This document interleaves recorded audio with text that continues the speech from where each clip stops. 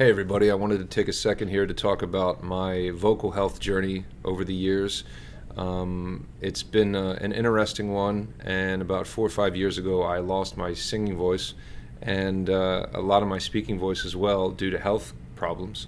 And it was a really scary thing, and it's just now finally starting to really change and come back, and it's just a really powerful experience. So I wanted to share that in case other people are going through that, or in case you're a vocalist and you've lost your voice, you've lost some of your range. These things can be really frightening and can really affect your self confidence, your validation, self worth, the way you express yourself. Oh my God, it has been very, very heavy to me and affected me very, very much. And of course, I've learned things throughout the way, like how much my voice really, how much I relied on that as a self-validation mechanism and shit like that, which is, odd. But I'm sure there's a lot of singers that can understand that. So a little bit about my story as a musician. I started wanting to be a musician when I was about 7. A lot of times when people connect with what they really want to do in life, they have a very revelatory experience, a very powerful experience. And I did when I was 7. I heard Michael Jackson, and then I was like, oh my God, I want to be a musician. And it was just the most powerful, amazing thing I'd ever heard. And so for a while I wanted to play drums, and I wanted to sing, but I didn't sing in front of anybody. And then finally when I got a drum set, I had a stepfather that bought a drum set for himself, and then I learned how to play and taught myself. And I got in this band wanting to play drums, and we tried out some singers, and like nobody was working, and the bass player would sing and we'd be like, dude, don't, that's terrible. And then at one point I tried to sing a little bit, and everybody kind of was like, dude, you're good. And that was one of those moments that changed my life. So I started singing and writing in this band, and nobody had any idea what the hell they were doing, and we were all self-taught. And I'm still self-taught to this day. I've never had any vocal lessons, or really barely any lessons on anything. But I had gotten out of college, kept trying to do music and trying to figure out how to record and everything. It was very difficult by myself. And then I got out of college and got a job and went through that depressing bullshit. And I got laid off, and I wrote my first album. If people don't know, I'm an original artist as well. My personal band that I play all the instruments in is Philataxis, and then there's Cosm, and then there's Vagus Nerve, and then there's another band that I'm going to be releasing here with soon, and then there's another project that might be coming up. I'm always doing this shit.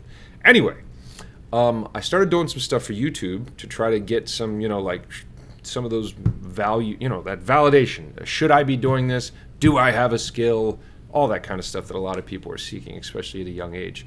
And I got some, and people dug it. And then I had somebody from a band called Seether reach out to me. I had some people from a band called Breaking Benjamin reach out to me, and and some producers and things like that wanting me to be parts of these projects. And I recognized that the way I was singing was not sustainable at all. Like I could sing like 3 songs and my voice would start to go downhill. So I started teaching myself how to actually sing correctly. There's some courses I bought. Brett Manning is a really, really great teacher. His courses are really, really good. I learned a lot from that.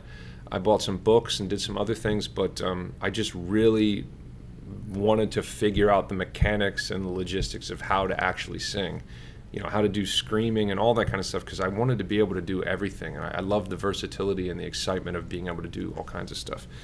So I learned so much, in fact, that I was able to start teaching other people how to sing and hear all the subtleties and intricacies of their physical makeup and how they were doing things and how they weren't and all that kind of stuff. So anyway, I tried to be a musician on and off in different ways for quite a while. I released a lot of music, put a lot of time and effort into learning how to mix and record and write and really... I toured a little bit with my band Vagus Nerve. That was frightening as shit because I had barely ever been on stage. And yeah, I put a lot of time and effort into it. I probably have spent $50,000 to $60,000 on music equipment and all that kind of stuff. And I've probably made about $3,000 to $4,000 because I don't make money from music. It's difficult to make money from music nowadays if you didn't know. And this was a strain on my marriage and my relationship, all kinds of things. It's been a strain on me for a very long time personally. lack of validation, lack of all kinds of things, beating up on myself. You're not good enough, you're not talented enough, all these different things that happen. So at some point, in my relationship, I'm sorry all this stuff doesn't sound like it's connected, but it is, and I'm getting there. In my relationship that I was married for 17 years. The person I was with didn't really know what they loved and cared about in the world, and I did. And as they made more money than me and stuff, power shifts and struggles happen. And this happens in a lot of, relationships and different things, friendships sometimes too. I started to carry around a whole bunch of guilt and shame that I wasn't successful, that I wasn't having any success, and then it all just topples in on itself about, you're not good enough, you're a failure, all this kind of shit. So I quit music completely. I tried. And during that time, I started to lose my voice. Now, as I tend to think, believe, whatever, I think most things tend to be connected to emotion and energy centers, all that kind of stuff, whatever you want to say or believe. I lost my voice for a psychosomatic reason, and I went to voice doctors. The first one was a pain in the ass, just, looked at my vocal cords and was just like, yeah, everything looks good. It's probably acid reflux. So I was very convinced that it was acid reflux and took those pills for years. And then I went to another doctor. They said that everything was okay, and I got to see my voice up on a screen and stuff. I highly suggest if you're having vocal problems to go to some place that's very professional where you can actually see your vocal cords and everything working in action, not just some guy that's like, yeah, it looks good. And then I went to another person, and then they were telling me that I was very tight and that things were happening. And essentially what had happened was that my voice started getting more and more hoarse, and then it got to a point where even speaking would just make it worse, and it hurt to speak, let alone sing anything. I could barely sing anything, and if I tried, my voice hurt. It just hurt, and I couldn't do it. My high range was non-existent.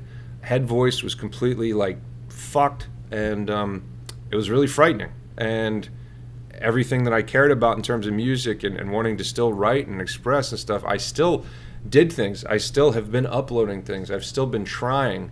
The first thing I did when I came back was The Times They Are A-Changin' by Bob Dylan.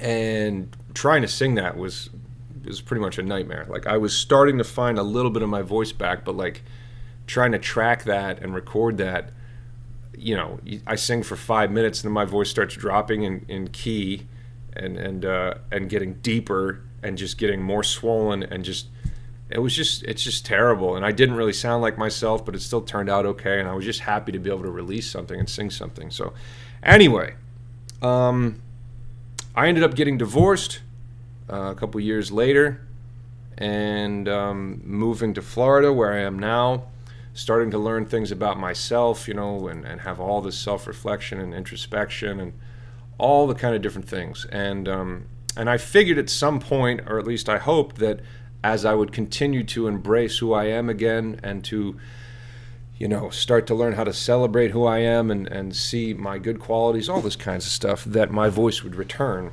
It didn't really for a long, long time, but now about 2 weeks ago, I got my high range back.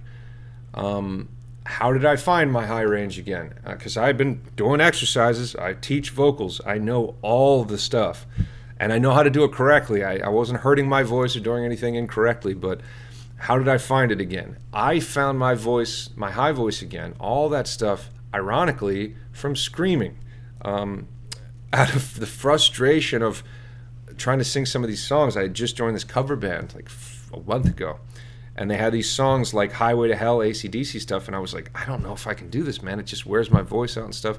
So on the way there about 3 weeks ago, in the car, practicing screaming, just trying to warm up and get things to work right, some of it just came back. And in the practice space, it was just there. And I know that the guys I was with were like, man, that sounds fucking awesome. That was really good. Oh, man. And I was starting to get that high feeling like, holy shit, I'm tapping into something I haven't in a long, long time.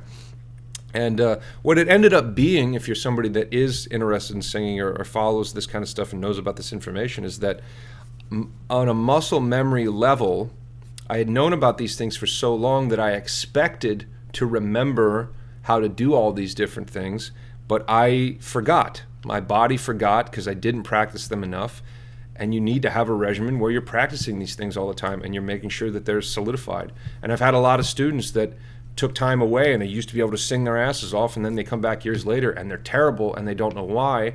And yeah, your voice does change, but in my case and a lot of people's cases, they are trying to go back to what they remember muscularly that they were doing, and they're not remembering it at all. And in my case, I was not either.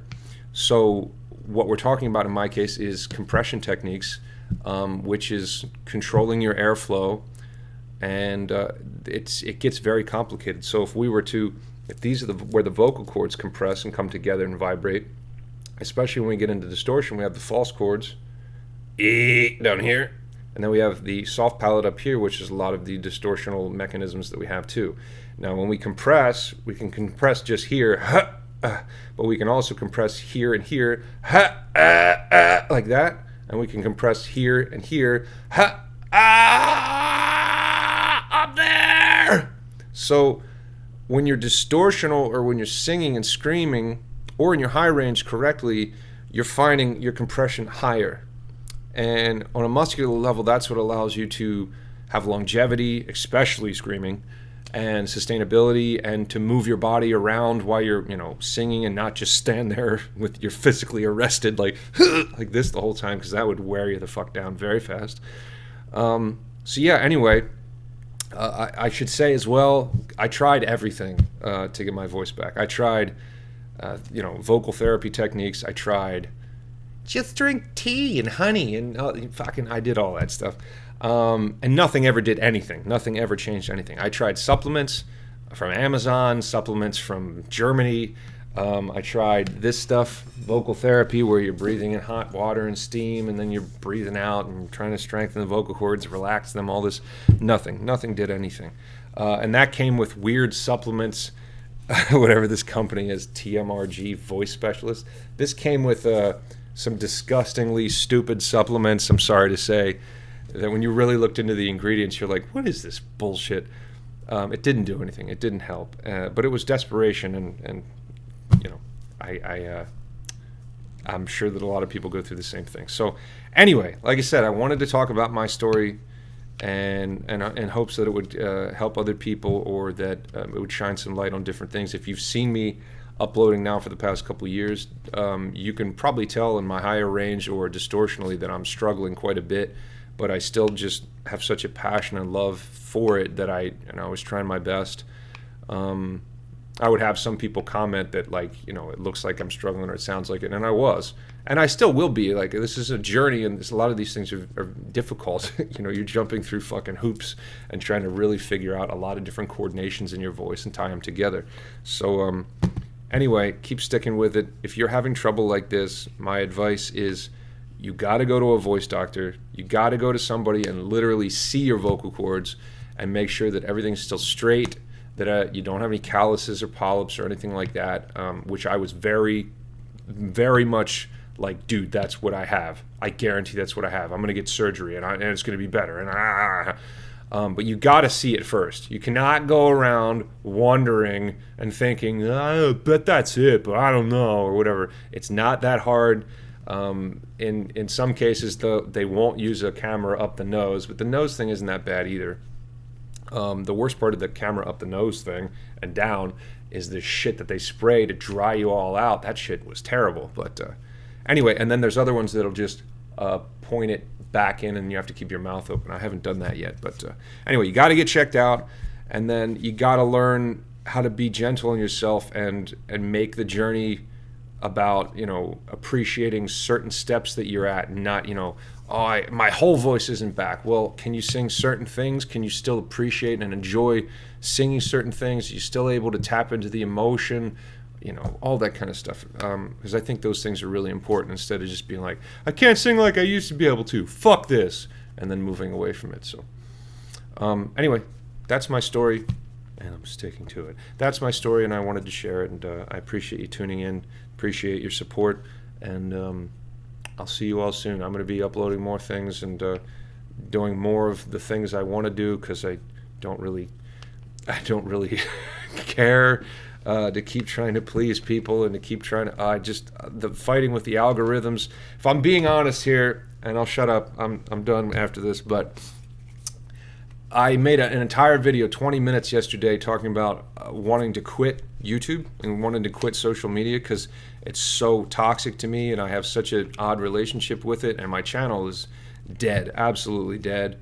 I get no views on anything I do anymore, and it just does things to you as a creative person and a musician. It does things to your self-confidence, and it does things to your craft and your future and everything. And then seeing, somebody that can just be kind of pretty and just have their tits out and do a stupid dance on TikTok and get millions of followers and stuff, you're like, it's just very defeating as an artist.